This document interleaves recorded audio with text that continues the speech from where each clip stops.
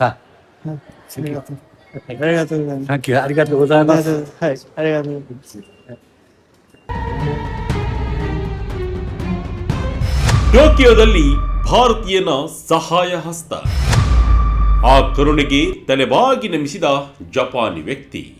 Japan ತಂತ್ರಜ್ಞಾನ ಮತ್ತು ಆಟೋಮೊಬೈಲ್ಗೆ ಹೆಸರುವಾಸಿಯಾದ ದೇಶ ಪುಟ್ಟ ದೇಶವಾದರೂ ಟೆಕ್ನಾಲಜಿಯಲ್ಲಿ ಸಿಕ್ಕಾಬಟ್ಟೆ ಮುಂದೆ ಇದೆ. ಜಗತ್ತಿನ ಪವರ್ಫುಲ್ ದೇಶಗಳಲ್ಲಿ ಜಪಾನ್ ಕೂಡ ಒಂದು. ಆದರೆ ಇಲ್ಲಿನ ಜೀವನ ಯಂತ್ರದಂತೆ ವೇಗವಾಗಿ ಓಡುತ್ತಿದೆ. ಪ್ರತಿಯೊಬ್ಬರಿಗೂ ತಮ್ಮದೇ ಆದ ಕೆಲಸ, ತಮ್ಮದೇ ಆದ ಅವಸರ. ಯಾರು ಕೂಡ ಸುಮ್ಮನೆ ಟೈಮ್ ವೇಸ್ಟ್ ಮಾಡೋಕೆ, ಟೈಮ್ ಪಾಸ್ ಮಾಡೋಕೆ ಇಷ್ಟಪಡೋದೇ ಇಲ್ಲ. ಮನರಂಜನೆಗೂ ಒಂದು ನಿರ್ದಿಷ್ಟ ಟೈಮ್ ಮಾಡಿಕೊಂಡು ಶಿಸ್ತಿನ ಪಾಲನೆಯನ್ನ ಬದುಕಿನ ಅಂಗ ಮಾಡಿಕೊಂಡು ಬಿಟ್ಟಿದ್ದಾರೆ. ಆದರೆ ಇಷ್ಟೊಂದು ಜನರ ನಡುವೆ ಸಾವಿರಾರು ಕಣ್ಣುಗಳ ಮಧ್ಯೆ ಮಾನವೀಯತೆ ಎಲ್ಲಿ ಮಾಯವಾಯಿತು? ಈಗ ಸೋಷಿಯಲ್ ಮೀಡಿಯಾದಲ್ಲಿ ಶೇರ್ ಆಗಿರುವ ಒಂದು ವಿಡಿಯೋ ತುಂಬಾನೇ ವೈರಲ್ ಆಗಿದೆ. ಸರಸರನೆ ಇರುವೆಗಳಂತೆ ಜನರು ಹರಿದಾಡುವ, ನಿರಂತರವಾಗಿ ದುಡಿಯುವ ಟೋಕಿಯೋದಲ್ಲಿ ತಮ್ಮ ಕೆಲಸ ಮತ್ತು ತಮ್ಮ ಬದುಕಿನ ಬಗ್ಗೆ ಧ್ಯಾನದಲ್ಲಿ ಮುಳುಗಿರ್ತಾರೆ. ಟೋಕಿಯೋದ ಮೆಟ್ರೋ ನಿಲ್ದಾಣದ ಬಳಿ ನಡೆದ ಒಂದು ಘಟನೆ ಈಗ ಇಡೀ ಜಗತ್ತು ಭಾರತದ ಕಡೆಗೆ ತಿರುಗಿ ನೋಡುವಂತೆ ಮಾಡಿದೆ. ಇದು ಕೇವಲ ಒಬ್ಬ ವ್ಯಕ್ತಿಯ ಕಥೆಯಲ್ಲ, ಇದು ನಮ್ಮ ಮಣ್ಣಿನ ಸಂಸ್ಕಾರದ ಕತೆ. ಟೋಕಿಯೋದ ಈ ಮೆಟ್ರೋ ಸ್ಟೇಷನ್ ಅಲ್ಲಿ ಆಗಿದ್ದೇನು? ಭಾರತೀಯ ಮೂಲದ ಯುವಕ ಅಲ್ಲಿ ಮಾಡಿದ್ದೇನು? ಅಲ್ಲಿನ ಜಪಾನಿ ಭಾರತೀಯ ಅಂದ ಕೂಡಲೇ ಮನತುಂಬಿ ಥ್ಯಾಂಕ್ ಯು ಹೇಳಿದ್ಯಾಕೆ? ಈ ಎಲ್ಲದರ ಬಗ್ಗೆ ವಿವರ ಈ ವಿಡಿಯೋದಲ್ಲಿದೆ. ನೀವು ನೋಡ್ತಾ ಇದ್ದೀರಾ ವಿಜಯ ಕರ್ನಾಟಕ ಇಂಟರ್ನ್ಯಾಷನಲ್ ಯೂಟ್ಯೂಬ್ ಚಾನಲ್. ನಾನು ಶಂಕರ್ನ ಹೆತ್ತು. ಹಣೆಯಲ್ಲಿ ರಕ್ತ ಸುರಿತಿದ್ರು ಕೇರ್ ಮಾಡದ ಜನರು, ಮನಸ್ಸು ತಡೆಯದ ಭಾರತೀಯರು ಮಾಡಿದ್ದೇನು? ರೋಹನ್ ರಾಣಾ ಮತ್ತು ಅವರ ಗೆಳೆಯ ಯಾವತ್ತಿನ ರೀತಿಯಲ್ಲೇ ಟೋಕಿಯೋದಲ್ಲಿ ಮೆಟ್ರೋದಲ್ಲಿ ಪ್ರಯಾಣ ಮಾಡೋಕೆ ಅಲ್ಲಿನ ಮೆಟ್ರೋ ಸ್ಟೇಷನ್ಗೆ ಹೋಗ್ತಾ ಇದ್ರು. ಆಗ ಅವರ ಕಣ್ಣಿಗೆ ಬಿದ್ದಿದ್ದು ಅದೃಶ್ಯ. ರಸ್ತೆಯ ಒಂದು ಮೂಲೆಯಲ್ಲಿ ಹಿರಿಯ ವಯಸ್ಸಿನ ಜಪಾನಿನ ವ್ಯಕ್ತಿಯೊಬ್ಬರು ಕಾಲು ತೊಡರಿ ಕೆಳಗೆ ಬಿದ್ದು ಒದ್ದಾಡುತ್ತಿದ್ರು. ಅವರ ಹಣೆಯಿಂದ ರಕ್ತ ಚಿಮ್ಮಿತ್ತು. ಹಣೆಯಿಂದ ರಕ್ತದ ಹನಿಗಳು ಸೋರಕ್ಕೆ ಶುರುವಾಗಿತ್ತು. ಅದೊಂದು ಪ್ರಮುಖ ಮೆಟ್ರೋ ನಿಲ್ದಾಣ ಆಗಿದ್ದರಿಂದ ಅಲ್ಲಿ ಬಹಳಷ್ಟು ಜನ ಓಡಾಡ್ತಿದ್ರು. ಅಲ್ಲಿ ಎಷ್ಟೋ ಜನ ಇದ್ರು ಕೂಡ ಯಾರು ಕೆಳಗೆ ಬಿದ್ದಿದ್ದ ಆ ವೃದ್ಧೆಯ ಕಡೆ ಕಣ್ಣೆತ್ತಿಯೂ ನೋಡ್ತಿರಲಿಲ್ಲ. ಪ್ರತಿಯೊಬ್ಬರು ತಮ್ಮ ದಾರಿಯಲ್ಲಿ ತಾವು ಹೋಗುತ್ತಿದ್ದರು. ಅಲ್ಲಿ ಏನೂ ನಡೆದೇ ಇಲ್ಲ, ಅಲ್ಲಿ ಯಾರಿಗೂ ಏನೂ ಕೂಡ ಕಾಣ್ತಾನೇ ಇಲ್ಲ ಅನ್ನೋ ರೀತಿಯಲ್ಲಿ ತಮ್ಮ ಪಾಡಿಗೆ ತಾವು ಸಾಕ್ತಿದ್ರು. ಆ ವೃದ್ಧರ ನೋವು ಯಾರಿಗೂ ಕಾಣಿಸಲೇ ಇಲ್ಲವೇ? ರಕ್ತ ಸುರಿಯುತ್ತಿದ್ದರೂ ಸ್ವಲ್ಪ ಸಹಾಯಕ್ಕೂ ಯಾಕೆ ಜನ ಬರಲಿಲ್ಲ? ಈ ದೃಶ್ಯ ನೋಡ್ತಿದ್ದ ರೋಹನ್ ಮತ್ತು ಅವರ ಗೆಳೆಯನಿಗೆ ಇದೇನು ನಮಗೆ ಮಾತ್ರನೇ ಕಾಣಿಸ್ತಿರೋದು ಅಂತ ಕೆಲವು ಕ್ಷಣ ಕನ್ಫ್ಯೂಸ್ ಆಗಿಬಿಟ್ರು. ಆದರೆ ಮುಂದಿನ ಕ್ಷಣವೇ ಯಾವುದೇ ಯೋಚನೆ ಮಾಡದೆ ರೋಹನ್ ಅಲ್ಲಿಗೆ ಓಡಿದ್ರು. ಆ ಅಪರಿಚಿತ ವೃದ್ಧನನ್ನ ಮೇಲೆಬ್ಬಿಸಿದ್ರು. ಅವರ ಹಣೆಗೆ ಆದ ಗಾಯಗಳನ್ನು ಪರೀಕ್ಷಿಸಿದ್ರು. ರಕ್ತ ಹೆಪ್ಪುಗಟ್ಟದೆ ಒಂದೇ ಸಮನೆ ಸುರಿಯಿತ್ತು. ತಕ್ಷಣವೇ ನಮಗೆ ಸಾಧ್ಯವಿರುವ ಪ್ರಥಮ ಚಿಕಿತ್ಸೆ ಕೊಟ್ಟರು. ರಕ್ತ ಒರೆಸಿ ಒತ್ತಿ ಹಿಡಿದು ಹಣೆಯ ಆ ಜಾಗಕ್ಕೆ ಬ್ಯಾಂಡೇಜ್ ಹಾಕಿದರು. ಆ ಕ್ಷಣದಲ್ಲಿ ರೋಹನ್ ಅವರಿಗೆ ಅವರು ಜಪಾನಿನವರು ಅನ್ನೋದು ಮುಖ್ಯವಾಗಿರಲಿಲ್ಲ, ಅವರು ಒಬ್ಬ ಸಂಕಷ್ಟದಲ್ಲಿರುವ ಮನುಷ್ಯ ಅನ್ನೋದು ಮಾತ್ರ ಕಾಣ್ತಿತ್ತು. ಭಾರತದಲ್ಲಿ ಇಂತಹ ಘಟನೆ ಆಗಿದ್ರೆ ಅವರ ಸುತ್ತಲೂ 10 ಜನರು ಸುತ್ತುಕೊಂಡಿರ್ತಿದ್ರು. ಒಬ್ಬರಾದರೂ ನೀರು ಬೇಕಾ ಅಂತ ಕೇಳಿ ಬ್ಯಾಗ್ನಿಂದ ಬಾಟಲ್ ತೆಗೆದು ಕುಡಿಸ್ತಾ ಇದ್ರು. ಇನ್ನೊಬ್ಬರು ಎಲ್ಲಿಗೆ ಹೋಗಬೇಕು, ಎಲ್ಲಿಂದ ಬಂದ್ರಿ, ತಿಂಡಿ ತಿಂದ್ರ, ಜಾಸ್ತಿ ನೋವಾಗ್ತಿದೆಯಾ ಅಂತೆಲ್ಲ ಕೇಳ್ತಿದ್ರು.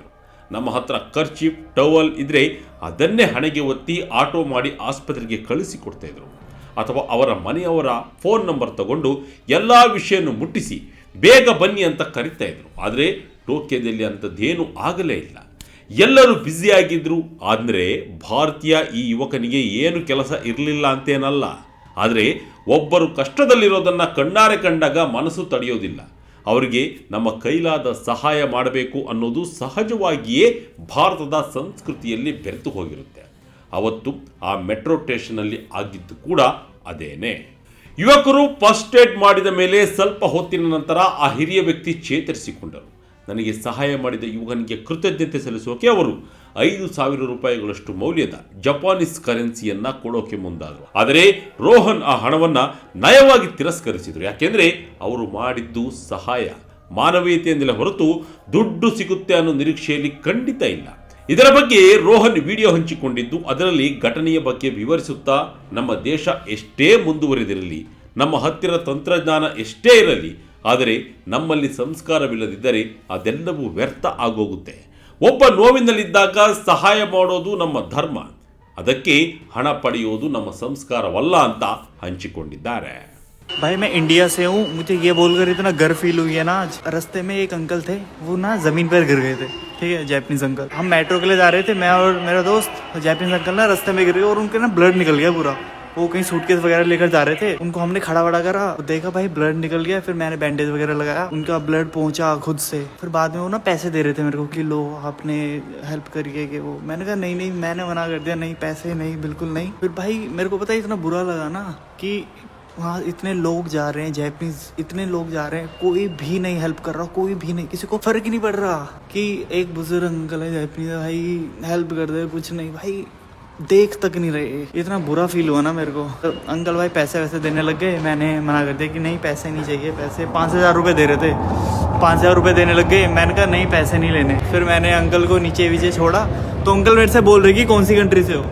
तो मैंने कहा कि मैं इंडिया से हूँ. कह रहे ओह इंडिया से हूँ. तो भाई उस टाइम मेरे को इतना गर्व फील हो रहा था ना ये बोल के कि मैं इंडिया से हूँ. फिर मुझे रियलाइज़ हो कि यार कि ना कंट्री ना कि देश कितना भी आगे निकल जाए भाई, कितना भी आगे निकल जाए टेक्नोलॉजी में किसी चीज़ में, अगर भाई संस्कार नहीं है ना तुम्हारे पास, कोई मदद नहीं कर रहा तो बेकार है. फिर तो भाई बहुत बुरा फील हुआ यार. अब इतना प्राउड फील हो रहा है ना कि हमें संस्कार ही दे रखे हैं भाई बचपन से. Thank you, sir. Thank you. Arigatou gozaimasu. Arigatou. ಭಾರತೀಯ ಸಂಸ್ಕಾರಕ್ಕೆ ಜಪಾನಿಯ ಸಲಾಂ. ಯಾತ್ರಿಕ ಬದುಕಲ್ಲಿ ಮರೆಯಾಯ್ತ ಮಾನವೀಯತೆ. ಜಪಾನ್ನ ಆ ಹಿರಿಯ ವ್ಯಕ್ತಿ ಒಂದು ಸೂಟ್ ಕೇಸ್ ಮತ್ತು ಮತ್ತೊಂದು ಬ್ಯಾಗ್ ಹಿಡಿದು ಹೋಗ್ತಿದ್ರು. ರಸ್ತೆಯಲ್ಲಿ ಮುಗ್ಗರಿಸಿ ಬಿದ್ದಿದ್ದ ಅವರಿಗೆ ಯಾರಿಂದಲೂ ಸರಿಯಾದ ಸಮಯಕ್ಕೆ ಸಹಾಯ ಸಿಗದೆ ಹೋಗಿದ್ರೆ ಅವರ ಪರಿಸ್ಥಿತಿ ಏನಾಗ್ತಿತ್ತೋ ಗೊತ್ತಿಲ್ಲ. ಆದರೆ ಮನುಷ್ಯರ ನಡುವೆ ಮನುಷ್ಯತ್ವವೇ ಇಲ್ಲ ಅಂದರೆ ಹೇಗೆ? ಕಾಳಜಿ ತೋರಿಸಿ ಸಹಾಯ ಮಾಡಿದ ಆ ಹಿರಿಯ ವ್ಯಕ್ತಿಯು ಆಶ್ಚರ್ಯದಿಂದ ಕೇಳಿದರು, ನೀವು ಎಲ್ಲಿಂದ ಬಂದವರು, ಯಾವ ದೇಶದವರು ಅಂತ. ಅದಕ್ಕೆ ರೋಹನ್ ಹೆಮ್ಮೆಯಿಂದ ನಾವು ಭಾರತೀಯರು, ಭಾರತದಿಂದ ಬಂದವರು ಅಂತ ತಿಳಿಸಿದರು. ಐ ಆಮ್ ಫ್ರಮ್ ಇಂಡಿಯಾ ಅನ್ನೋದನ್ನು ಕೇಳಿದ ಆ ವ್ಯಕ್ತಿಯು ಇಂಡಿಯಾ ಅನ್ನುವಾಗ ಹೆಮ್ಮೆಯ ಭಾವ ಮೂಡಿತ್ತು ಅನ್ನೋದನ್ನು ರೋಹನ್ ಹಂಚಿಕೊಂಡಿದ್ದಾರೆ. ಜನವರಿ 14ರಂದು ಇನ್ಸ್ಟಾಗ್ರಾಮ್ನಲ್ಲಿ ಹಂಚಿಕೊಂಡಿರುವ ಈ ವಿಡಿಯೋ ಈಗಾಗಲೇ 4.5 ಮಿಲಿಯನ್ ವ್ಯೂಸ್ ಪಡೆದಿದೆ. ಸಾವಿರಾರು ಜನರು ರೋಹನ್ ರವರ ಕಾರ್ಯಕ್ಕೆ ಮೆಚ್ಚುಗೆ ಸೂಚಿಸಿದ್ದಾರೆ. ಒಬ್ಬರು ಕಮೆಂಟ್ ಮಾಡಿ, ನಿಮ್ಮ ಬಗ್ಗೆ ಹೆಮ್ಮೆ ಇದೆ ಬ್ರದರ್. ದುರದೃಷ್ಟವಶಾತ್ ವಿದೇಶಗಳಲ್ಲಿ ಸಹಾಯ ಮಾಡಲು ಹೋದರೆ ಕೆಲವೊಮ್ಮೆ ತೊಂದರೆಗೆ ಸಿಲುಕುವ ಭಯವೂ ಇರುತ್ತದೆ. ಆದರೂ ನೀವು ಮಾನವೀಯತೆ ಮೆರೆದಿದ್ದೀರಿ ಅಂತ ಮೆಚ್ಚುಗೆ ಸೂಚಿಸಿದ್ದಾರೆ. ಇನ್ನೊಬ್ಬರು ಕಮೆಂಟ್ ಮಾಡಿ, ನಮ್ಮ ಭಾರತೀಯ ಸಂಸ್ಕೃತಿ ಮತ್ತು ಮೌಲ್ಯಗಳು ನಾವು ಎಲ್ಲೇ ಇದ್ದರೂ ನಮ್ಮನ್ನು ಗುರುತಿಸುವಂತೆ ಮಾಡುತ್ತವೆ ಅಂತ ಹೇಳಿದ್ದಾರೆ. ಇಂತಹ ಸಣ್ಣ ಸಣ್ಣ ಕಾರ್ಯಗಳೇ ಜಗತ್ತಿನಲ್ಲಿ ಭಾರತದ ಹೆಸರನ್ನು ಎತ್ತಿ ಹಿಡಿಯುತ್ತವೆ. ಇಂತಹದ್ದೇ ಒಂದು ಘಟನೆ ಕೆಲವು ದಿನಗಳ ಹಿಂದೆ ಅಮೆರಿಕದಲ್ಲೂ ನಡೆದಿತ್ತು. ಅಲ್ಲಿನ ಬೀದಿಯಲ್ಲಿ ಚಳಿಯಿಂದ ನಡುಗುತ್ತಿದ್ದ ನಿರಾಶ್ರಿತ ದಂಪತಿಗೆ ಭಾರತೀಯ ಯುವಕ ಆಹಾರ ಮತ್ತು ನೀರನ್ನು ಕೊಟ್ಟು ಸಹಾಯ ಮಾಡಿದ್ದ. ಆ ದಂಪತಿ ಕಣ್ಣೀರು ಹಾಕುತ್ತಾ, ದೇವರೇ ನಿನ್ನನ್ನು ಆಶೀರ್ವದಿಸಲಿ ಎಂದಾಗ ಅಲ್ಲಿ ಗೆದ್ದದ್ದು ಮನುಷ್ಯತ್ವ. ಟೋಕಿಯೋ ಇರಲಿ ಅಥವಾ ನ್ಯೂಯಾರ್ಕ್ ಇರಲಿ, ಭಾರತೀಯರು ತಮ್ಮ ಹೃದಯವಂತಿಕೆಯನ್ನು ತೋರಿಸುತ್ತಲೇ ಇದ್ದಾರೆ. ಕೆಲಸ, ಉದ್ಯಮ, ದುಡಿಮೆಗಾಗಿ ವಿದೇಶಕ್ಕೆ ಹೋಗಿರುವ ಭಾರತೀಯರು ತಮ್ಮ ದೇಶದ ಸಂಸ್ಕಾರವನ್ನು ಅಲ್ಲಿ ಮರೆತಿಲ್ಲ ಅನ್ನೋದಕ್ಕೆ ಇಂತಹ ಘಟನೆಗಳೇ ಸಾಕ್ಷಿಯಾಗಿವೆ. ಒಟ್ಟಿನಲ್ಲಿ ಜೀವನದಲ್ಲಿ ಎಷ್ಟೇ ಎತ್ತರಕ್ಕೆ ಬೆಳೆದರೂ, ದೇಶ ಎಷ್ಟೇ ಅಭಿವೃದ್ಧಿಯಾದರೂ, ತಂತ್ರಜ್ಞಾನದ ಬಳಕೆ ಹಾಸು ಹೊಕ್ಕಾಗಿದ್ರೂ ಮನುಷ್ಯತ್ವವನ್ನು ಮರೆಯಬಾರದು. ಇವತ್ತು ನಾವು ಹೆಚ್ಚಾಗಿ ಯಂತ್ರಗಳ ನಡುವೆ ಬದುಕುತ್ತಿದ್ದೇವೆ, ಆದರೆ ನಮ್ಮ ಹೃದಯಗಳು ಕಲ್ಲಾಗಬಾರದು. ರೋಹನ್ ಅವರ ಈ ಕೆಲಸ ಸ್ಫೂರ್ತಿ ಕೊಡುವಂಥದ್ದು ಅನಿಸಿದರೆ ಈ ವಿಡಿಯೋವನ್ನು ಶೇರ್ ಮಾಡಿ. ಇದಾಗಿತ್ತು ಈ ಕ್ಷಣದ ಇಂಟ್ರೆಸ್ಟಿಂಗ್ ಸ್ಟೋರಿ. ಇದೇ ರೀತಿಯ ಸ್ಟೋರಿಗಾಗಿ Vijaya Karnataka international YouTube channel, Facebook channel follow ಮಾಡ್ತಾ ಇರಿ. ಧನ್ಯವಾದಗಳು.